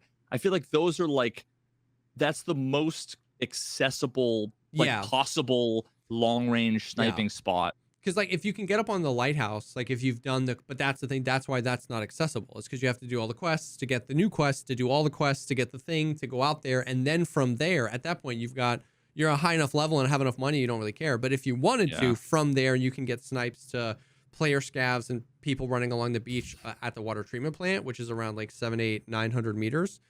But it's just like, even like when we play woods and we're like, oh my God, like this is amazing. Like this is like you just get the one where there's no fog and you're like, this looks so good. Like the game is gorgeous. You can see, you can spot enemies and stalk them and snipe them. And it's like, oh, it's dope. Yeah. So that is Tarkov. Yikes. Zoinks, Scoobs. Yep. Yo, bro, have you ever seen Love, Death, and Robots? Oh, yeah. I saw you put it on the notes. Yeah, I've seen both seasons. Yeah. So now a couple people have mentioned it, like inside comments on stream, like, have you seen it? And it's like, no. And it's like one of those things where, once again, I'm mad that like nobody. Yeah, it was like, you really should check it out. Yeah, like the way that it was described, again, it's like the same thing with Outer Wilds and the same thing with all these, like, you can say things to explain what it is and why I would like it without like spoiling it. Like, sell me on it. Like when it's, but the problem is I'm inviting people to tell me why like some mediocre dumb is the most amazing thing. Yeah. And the only reason why I watched this finally was because I was watching I was in a marathon of like Lovecraftian cosmic horror stuff. And one of the things was talking about a story written by a guy that ended up being, it was like episode 2 or 3, where it was the guy's the ship ends up like 100,000 light years off course or whatever, and then he ends up with like the smoking hot woman, you know, and there's that whole thing. And so that was like based on a cosmic horror like story. Yeah. And I was like, oh, that's like you know how when someone describes something, you just create a picture in your head about what it is. For sure. And literally Love, Death, and Robots, I pictured like Mr. Robot. Yeah. I'm like, it's just a show. Yeah. Something, you know, like at that point, that's all was in my head. It wasn't like what it is is based the way I would describe it is they're like almost all of them are animated. I think they're all Yeah, animated, yeah. but the problem is that They're all different they're styles of so animation. yeah, but some of them are like I'm sitting there looking saying, is this like mocapped? Is this animated? Is this Yeah, real? yeah, I can't tell if it's real and they put like a filter on it because it's yeah, some of the best animation I've ever seen in my entire yeah. life. It's as photorealistic as Insane. I've ever seen. Yeah, And it's only until like someone talks and says one particular thing, and you look at their mouth, they're like, that looks like fake. yeah. But most of the time, But we're in I'm the like, uncanny damn, valley where you're like, wait, what? there's nothing more awkward than like a sex scene that's animated. Yeah, You see like a shirtless woman getting up on like the lap of a guy and them kissing, where you're like, that is some goofy looking. And I was like, that's real. Like, that's a real boob that I just saw. Those are some real jiggle physics. That was, like, I'm like, yeah. that's real. But, anyway, the way I would describe it is they're like short animated episodes of Black Mirror. Yeah, pretty much. And some of them are like comic book level animation. Some of them are, like I said, photorealistic, but they're all over the place. Yeah, all over. There was only one I didn't like. And it literally made me anxious the entire time. Do you know which one I'm talking about? No. It's like might be the last one in like the 3rd season. And it was like the guy, it was almost kind of samurai-esque, but in like India. Yep. With, I like, know exactly which one you're talking about. And the problem is that I've been watching them while I'm playing like Magic or like chess. So I'm only half paying attention. And all I look over and I just see like, the whole thing was a fever dream. Yeah, that one was very, like, anxious. I need to like Google, like, explain it because I don't want to watch it again. Yeah. But I need someone to explain what the was happening there. Yep. I don't know what that one was supposed to be conveying either. Yeah. But yeah, like they're only like 12, 14 minutes. Yeah, long. they're not like, long. Super short, and they're very Black Mirror-esque. Yep. But then there's also that one with the giant on the beach. Yep. That I recently saw something about that. It's so weird because I feel like I saw something about that.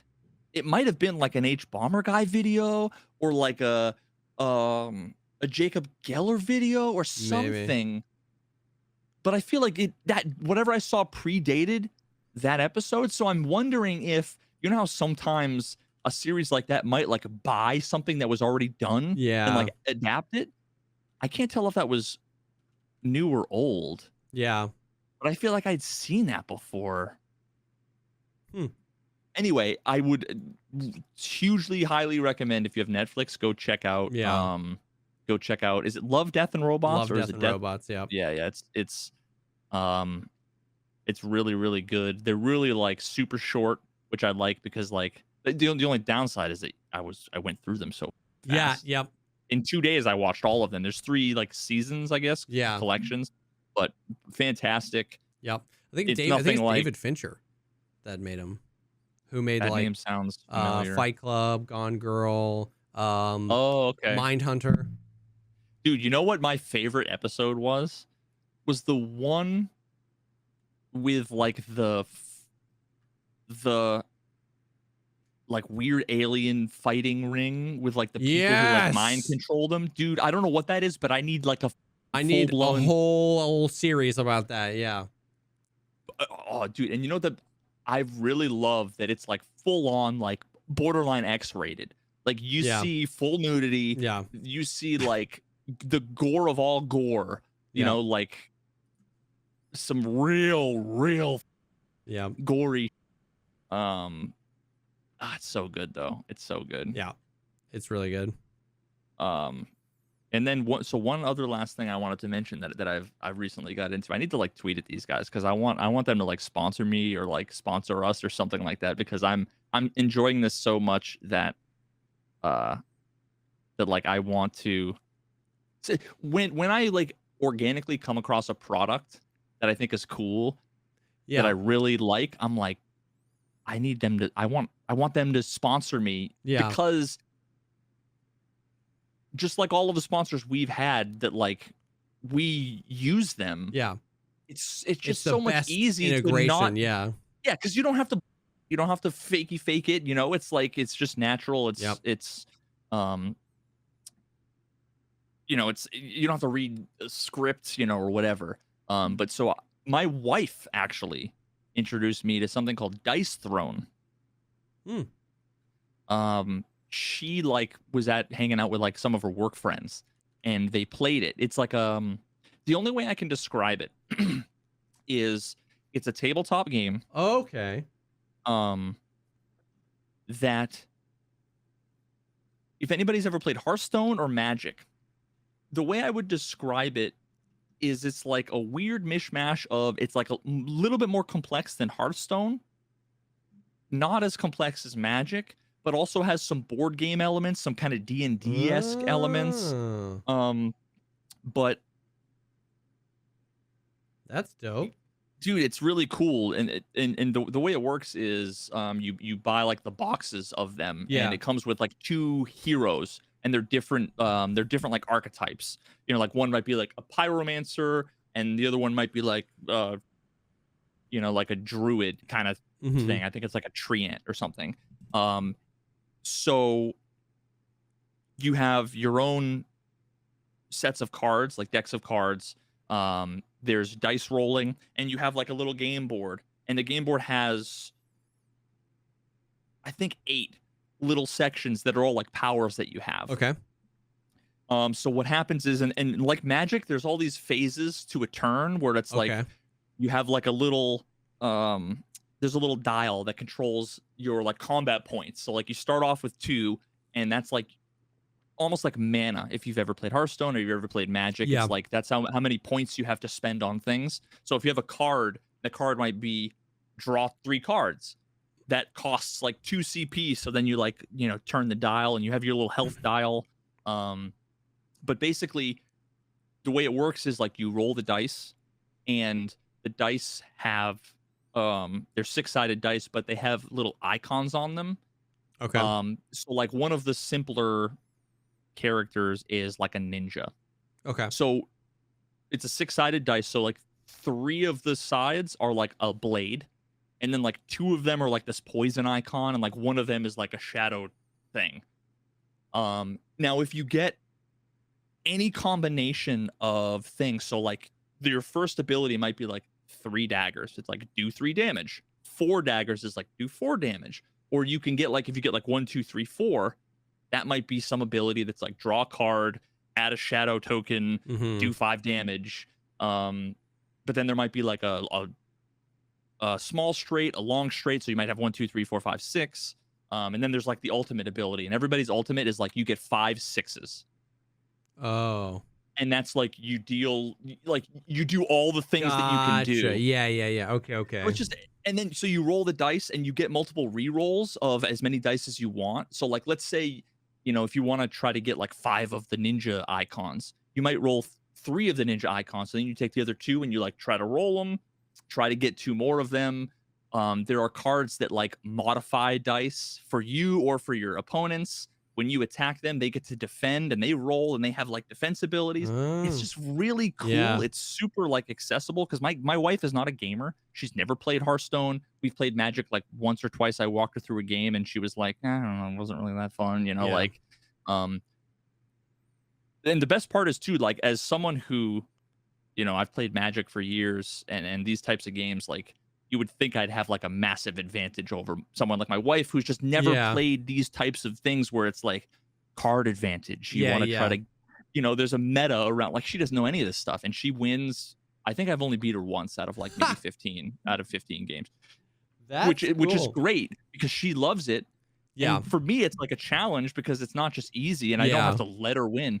Dude, it's so much fun. That's And we cool. just recently got she bought a patio set because we literally I've been out on my deck like twice in like 10 years that I've owned my house. I just don't go out on my back deck. Yeah. And we set up a little patio table, and just after the stream, dude, just Oh, grab some iced coffee, and we just sit down and we play some Dice Throne. It's like been so chill that's to get cool. some fresh air, hang out with Yep. the wife, play games. But dude, it's super, super cool, That's man. sick. I grew up, we were like big into like board games just because it's like it's oftentimes just like the thing you need to just have a good time. You know what I mean? You get some drinks, you do something. There's just like you're doing something with your hands, you're doing something with your mind, and it's like a good way to just have some fun. And so I've loved like board games. We got big into Catan and all these other like all the games back in the day, like as they came up. And it's been a long time since I've done it. But like that sounds great. I love the like strategy and like there's like it keeps your brain going. It's not just like roll die, go this turn, you know what I mean? So that sounds dope actually.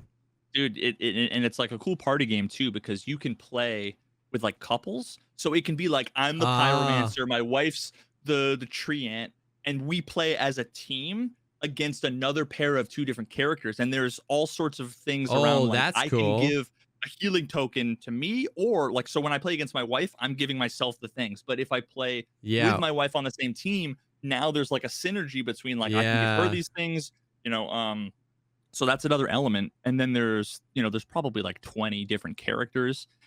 So Yeah. there's like different strategies. Some of them are much more complicated than others. Um, dude, it's a lot of fun and something that I really want to try. I'm looking forward to checking out that I honestly I'm probably gonna like buy tonight on Amazon or on their website if I can find it. Is they're called I think they're called like adventures and what Okay. it is it almost turns the game into like a Dungeons and Dragons campaign kind of thing Oh, it's where like an addition now to Dice Throne?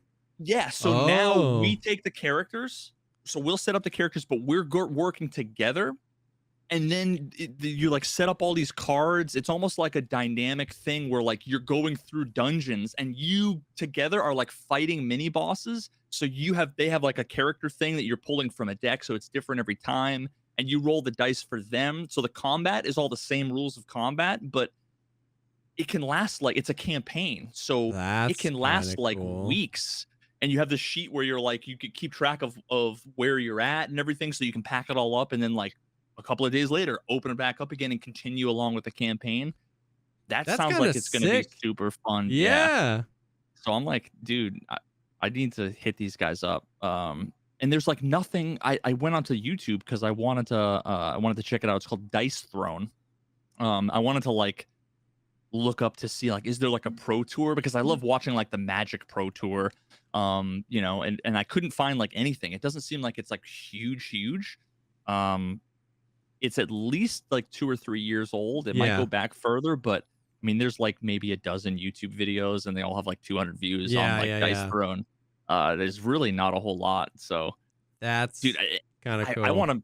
I wish it was like digital. Yeah. Yeah. I was just about to ask if they had like a digital version. You know what I mean? Like, that's Yeah, dope. no.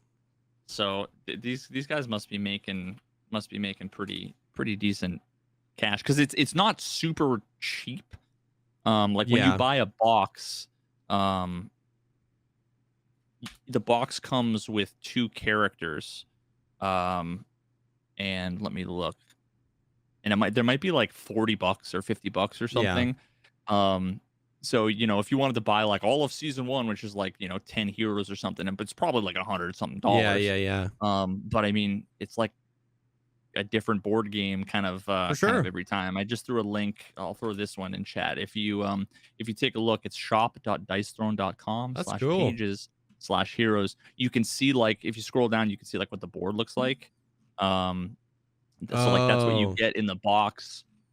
Uh, yeah, and my wife came home and she's like, I got card sleeves and I got these little things that we can roll our dice in. I'm like, you nerd. Yes. And I'm like, she always used to make fun of me when I would be like, Yep. when I'd be like, I'm going down to Relentless Dragon to go get sleeves for my magic card. She's like, you geek. And, now I find out Who's she's the buying, geek now? she went on Etsy and bought like these custom 3D printed tokens that are like plastic tokens rather. And I'm like, you nerd, I love you. That is sick.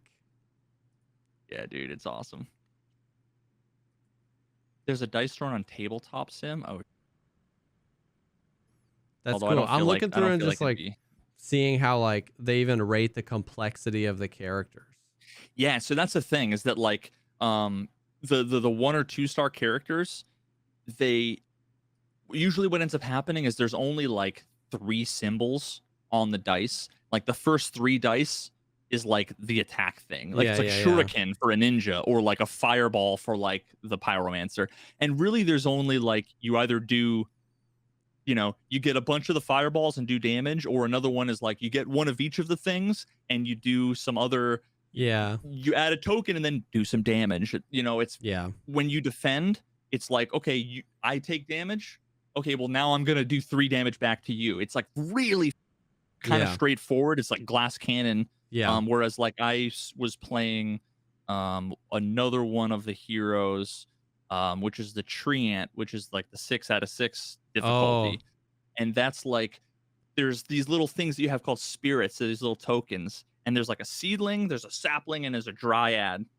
And every turn you get to grow a spirit, which you can either like upgrade the seedling to a sapling, or you could just grow another seedling, and they all have different abilities. So like there's just so much more you can do. Yeah, yeah, yeah.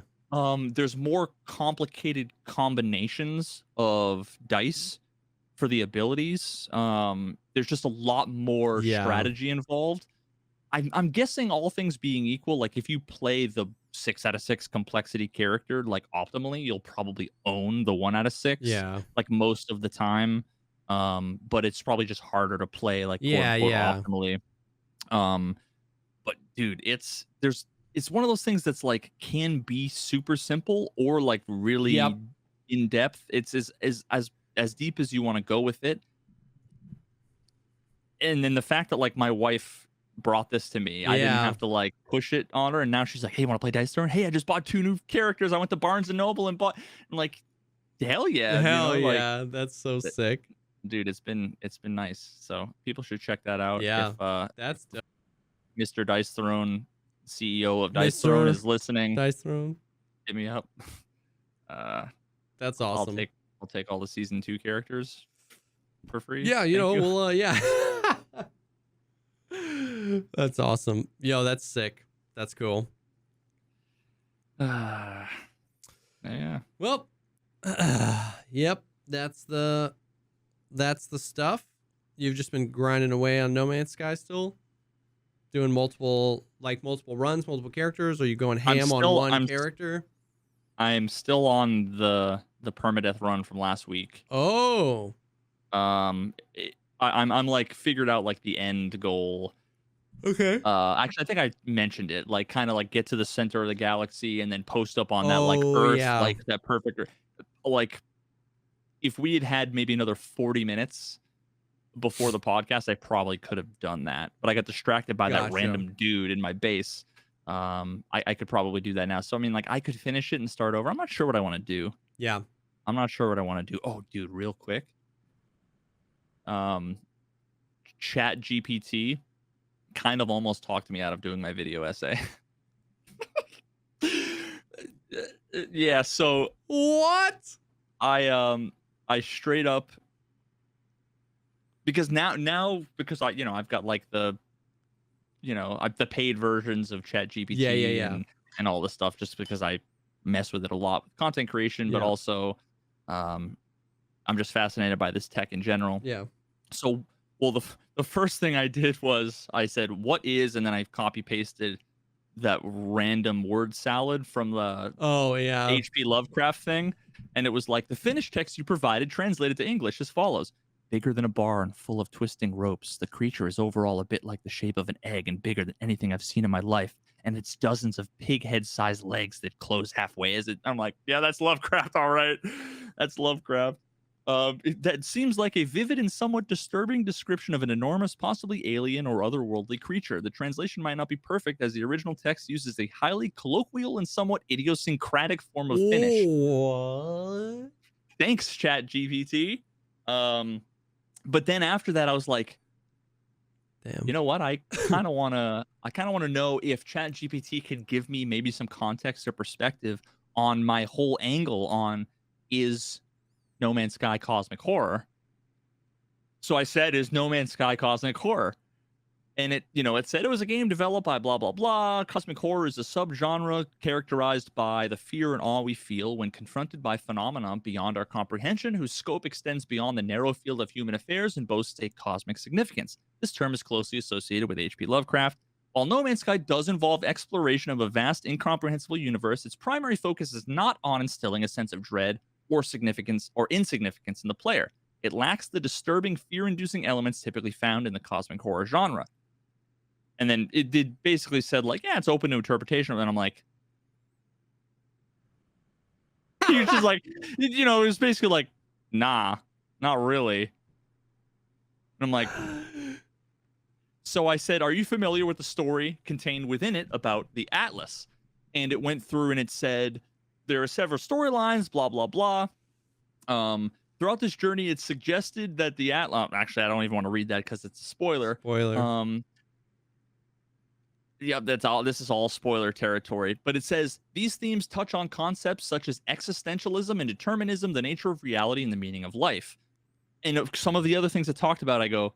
So then I responded with, "Oh, it said at the end. Please note that the game is regularly updated with new content. And the storyline or lore might not have evolved or expanded since my trading data was cut off in September 2021, which there's been a lot that's been added to the game in the last 2-3 years."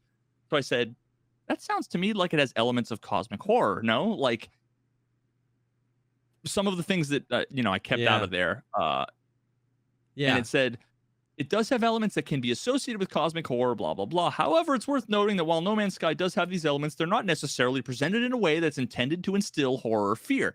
It typically involves a sense of fear, terror, or dread in response to these themes, and that's not the primary emotional response that No Man's Sky seems designed to evoke. Yeah. The game is generally, and I'm like, nah, like, did I just whiff? No, but then I went and said, well, are you familiar with some recent updates that include the more darker, nefarious elements of the story, referring to the Abyss, the Void Mother, filling the universe with corruption, all the other things in there? I'm like, does that change your opinion? And it basically said, yeah, I don't have the training data, but some of those things do sound a lot more Lovecraftian. And I said, I wanted to do a video essay on why I think the game could be considered cosmic horror, but you may have talked me out of it. And it said, I apologize if it seemed like I was discouraging your idea. My intention was simply to provide information based on my limited understanding on the training data. However, the interpretation of genre can be subjective, and there's certainly room for different viewpoints. If you feel that some of the elements, blah, blah, blah. That's crazy. And it finished with analyzing the game through the lens of cosmic horror could provide a really fresh take and could contribute valuable insights into the narrative and thematic depth of the game. So I would encourage you to pursue this idea if it's something that you're passionate about. Your unique interpretation and perspective could make for a compelling analysis and would undoubtedly be of interest to many fans of the game. And I'm like, ChatGPT is a supportive homie. Dude, I literally just was like, I have this idea, and they kind of shot it down accidentally without knowing, when someone's like, you ever thought about starting a business with such and such a thing? And your friend was like, nah, that sounds like stupid. And you're like, oh, because I was going to do that. And they're like, no, but I think like you would. Yeah. That's the conversation I just had where I'm like, oh, you totally shot me down. And it's like, no, but I think that I hate this technology, man. Unreal. That is unreal, dude. Like, truly, that's crazy. And I literally went through at the end, and I'm like, what do you think about the Jaunt from Stephen King? Is that cosmic horror? And it talks about that. And then I said, all of these things that I described, plus some other new things I've described, plus what you know about the game, gives me the same vibes as, the Stephen King's The Jaunt. Yeah. You just agreed has many elements of cosmic horror, and it was based on your description. No Man's Sky indeed does seem to have strong elements that align with the genre. The aspects you mentioned, X, Y, and Z, all contribute to an atmosphere of existential dread and insignificance that is definitely characteristic of cosmic horror. So basically, it was just like, at the end, it said, you know what? I think you're right. I didn't know about all this new information, but based on how you posed it, totally do it. People would love it. It even said like fans, the player community, and fans of cosmic horror would both like it. It was like almost telling me like, dude, the algorithm is going to like this because you've got all these. Oh my God. These two distinct communities. I'm like, God, I just went on a roller coaster of emotions. Yeah. This stupid website with a website, bro. That is That's insane. Also, you should totally do the video. And I'm glad it talked you back into it. I hope it did. Because it's such a good video. That's such a good, like, it's such a, I think it's great. I think it's a great idea. I think it's a big enough game with like enough buzz and enough players, and you're asserting something way off the beaten path about it with backup of the lore, which people love lore, and the lore in that game is not very forward facing. And so it's just like a really cool way to like just break something into something new. I think you should do it. Yeah, I want to watch it.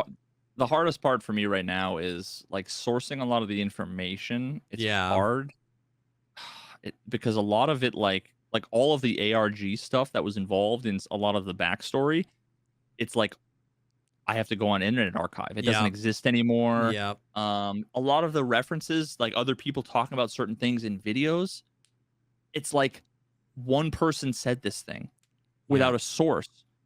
It's like, well, I almost need to like interview them because I'm like, where are you getting this information from? Because it's like not in the wiki, it's like not in the game. I need to figure out like that is rough, I wonder if there's like a book or something, you know, like how BSG published like the book with like the lore. Like if there's one of those, I don't know. Get Sean Murray on the podcast. Dude, one of the ARGs like early on had like a big message, and at the end it was like signed by SM. Yes. Oh yeah, Tiki TAF just asked if this is an old episode. This is a rerun, yes. Yeah. Yeah, this isn't live. This is not live. This is a rerun. We are in the past. We've broken the event horizon. Event Horizon is actually a really good cosmic horror. And funny story, the first time I ever slept over my wife's house in college, for some reason, she put Event Horizon on, like the DVD on, and we like fell asleep to that. Bro, have you ever fallen asleep and had you know how the DVD menus like were like 90 seconds that would just loop? Do you ever like try to sleep through that? It was like a 9-hour fever dream of like waking up hearing the like the loop of the thing over and over and over again, not like being in a totally new place. I still have like nightmares about that night. Yeah. It was the worst night of sleep I've ever had in my entire life. Yeah. Dude, I know those old freaking DVDs, man. I know exactly what you're talking about. Oh. That was the smallest story time ever. I love it. I love it. That's awesome. Do the video. I gotta figure out if ChatGPT convince you to do it.